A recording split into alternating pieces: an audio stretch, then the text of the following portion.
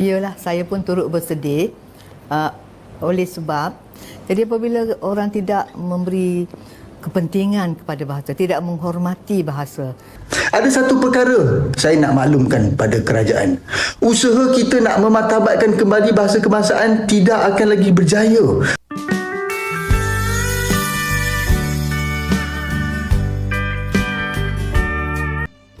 Assalamualaikum warahmatullahi wabarakatuh. Halo teman-teman, jumpa lagi di kesempatan kali ini. Oke, gimana nih kabarnya di kesempatan kali ini?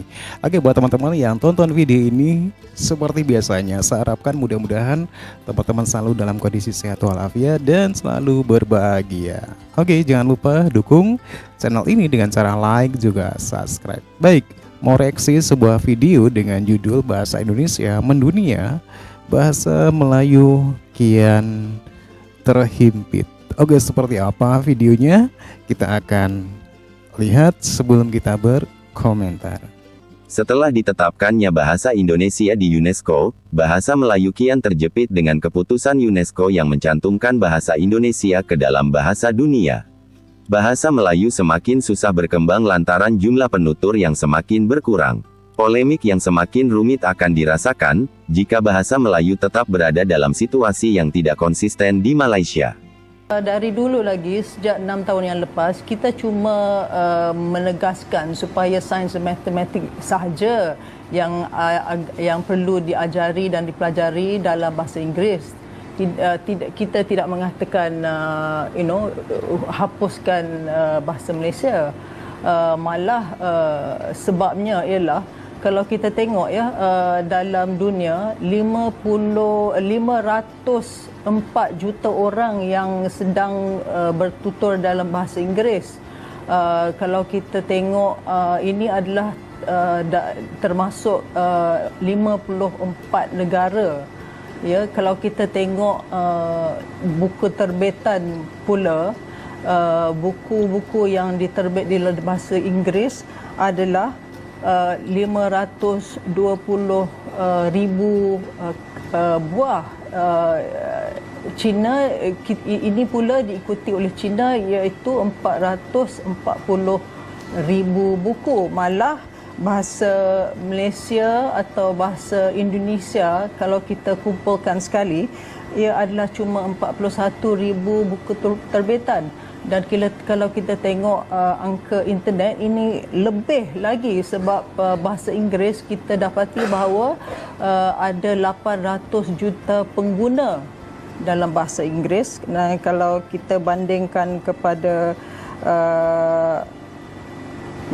bahasa Melayu, memang tak berkesan langsung. Berikan peruntukan kuasa daripada Dewan Bahasa turut dengan Akta Baru kalau dipinda supaya program perantarbangsaan bahasa Melayu dilaksanakan dengan sepenuhnya. Dan yang paling penting, jangan harapkan antarabangsa saja. Kalau kita sendiri tak sedar dan berbilang bahasa, gunakan bahasa Melayu, kempen dalam radio, TV kena perkasakan. Di Universiti Moskow, pensyarah-pensyarahnya fasih bahasa Melayu. Dan mana pelajar-pelajar yang datang dan mereka melibatkan perniagaan pas belajar bahasa Melayu. Jadi kita mempunyai ada hubungan. Begitu juga di England, di Jerman, di Perancis. Fasih. Nampaknya masyarakat kita semakin hari semakin hilang jati diri dan menggunakan bahasa Melayu itu dianggap sebagai sesuatu yang memalukan. Bagaimana Prof melihat perkara ini, Prof? Iyalah, saya pun turut bersedih oleh sebab bahasa kita kan bahasa kebangsaan dan bahasa ibunda kita. Jadi apabila orang tidak memberi kepentingan kepada bahasa, tidak menghormati bahasa, tidak memandang penting menggunakan bahasa dengan baik, maka itu menjadikan bahasa tidak penting lagi. Satu perkara yang sepatutnya tidak berlaku. Memanglah saya rasa sesiapa yang mencintai bahasa Melayu akan berasa sedih. Sebab ia memang termaktub di dalam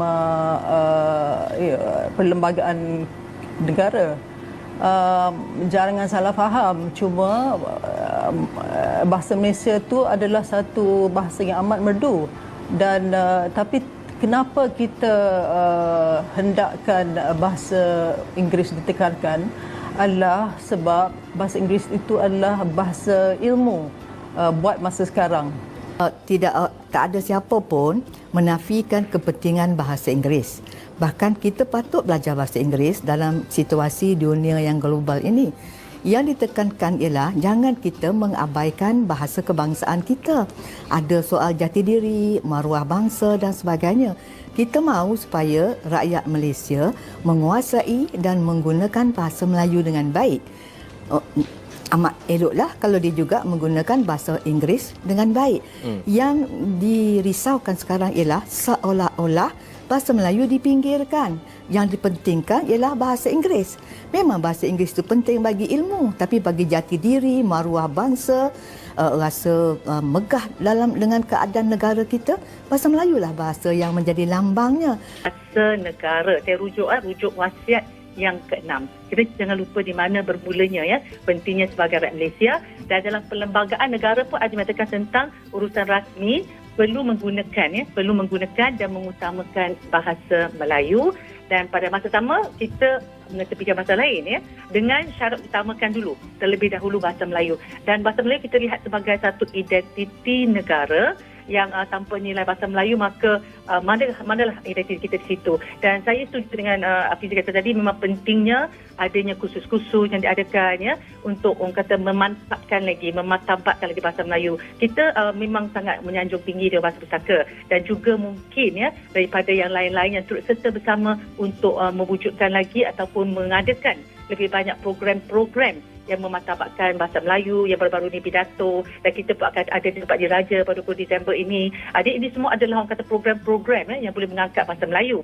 Dan saya lihat sini Aziz, yang pentingnya semua pihak berkuasa tempatan ataupun PBT ni tidak begitu tegas sebenarnya untuk mengutamakan bahasa Melayu, dan kita perlu beri keutamaan dengan undang-undang ya.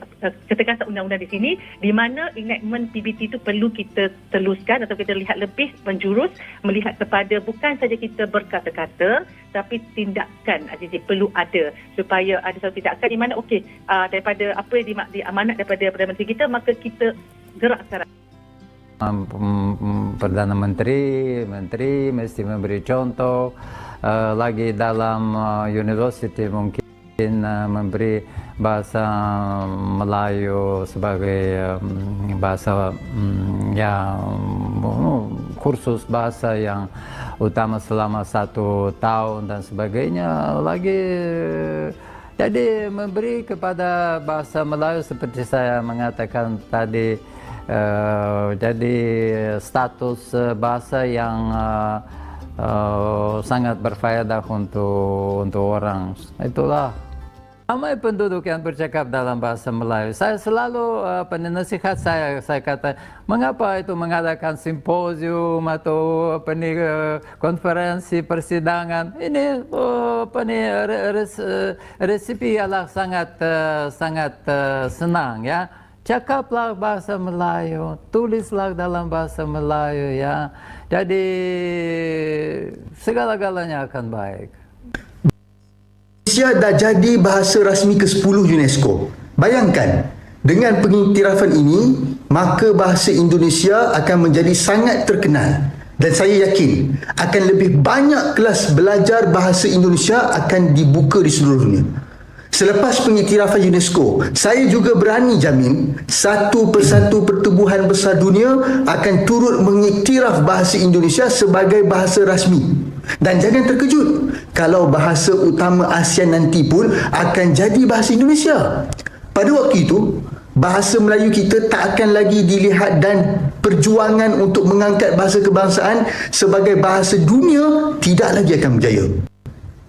Sepatutnya kita teruskan usaha mantan Perdana Menteri kita dulu, Datuk Seri Ismail Sabri, yang nak jadikan bahasa Melayu sebagai bahasa ASEAN. Walaupun susah nak dibuat di peringkat ASEAN, boleh saja buat di peringkat lain. Namun malangnya, disebabkan kerajaan dan rakyat kita yang sangat tak patriotik ini, maka kita terus dalam kerugian yang amat. Ada satu perkara saya nak maklumkan pada kerajaan. Usaha kita nak memartabatkan kembali bahasa kebangsaan tidak akan lagi berjaya, terutamanya dalam era globalisasi ini, kerana sepatutnya pemerkasaan bahasa kebangsaan telah dibuat sejak 66 tahun dulu. Namun disebabkan Perdana Menteri pertama Tunku seorang yang berjiwa Inggeris, dan tidak ada kemampuan mentadbir, maka 66 tahun kita sengsara dengan identiti negara bangsa. Bahasa Indonesia pula dah lama dijadikan bahasa kebangsaan dan digunakan secara menyeluruh di negara mereka sejak sebelum kita dapat kemerdekaan lagi. Syabas Indonesia. Anda beruntung mempunyai seorang pemimpin dan kerajaan yang hebat dan luar biasa. Oke teman-teman ya, demikian di tengah Malaysia ingin memartabatkan bahasa Melayu di negaranya dan ingin mengantar-bangsakan bahasa Melayu di ranah yang lebih luas. Tetapi kenyataannya permasalahan bahasa Melayu di Malaysia belum selesai. Terutama dalam penggunaan bahasa Melayu sebagai bahasa nasional di segala aspek di Malaysia. Seperti halnya penggunaan oleh masyarakat Malaysia yang kurang baik. Sekali lagi, seperti biasanya dicampur adukan dengan bahasa Inggris dan bagaimana bahasa Melayu belum bisa dijadikan sebagai bahasa kurikulum di semua mata pelajaran pendidikan di Malaysia, terutama matematika dan sains. Inilah kelemahan bahasa Melayu yang di Malaysia. Mana mungkin bisa dimartabatkan dengan kondisi yang demikian dan bisa diantarbangsakan dengan melihat kenyataan permasalahan bahasa di Malaysia. Oke teman-teman ya, demikian sebuah video yang menarik.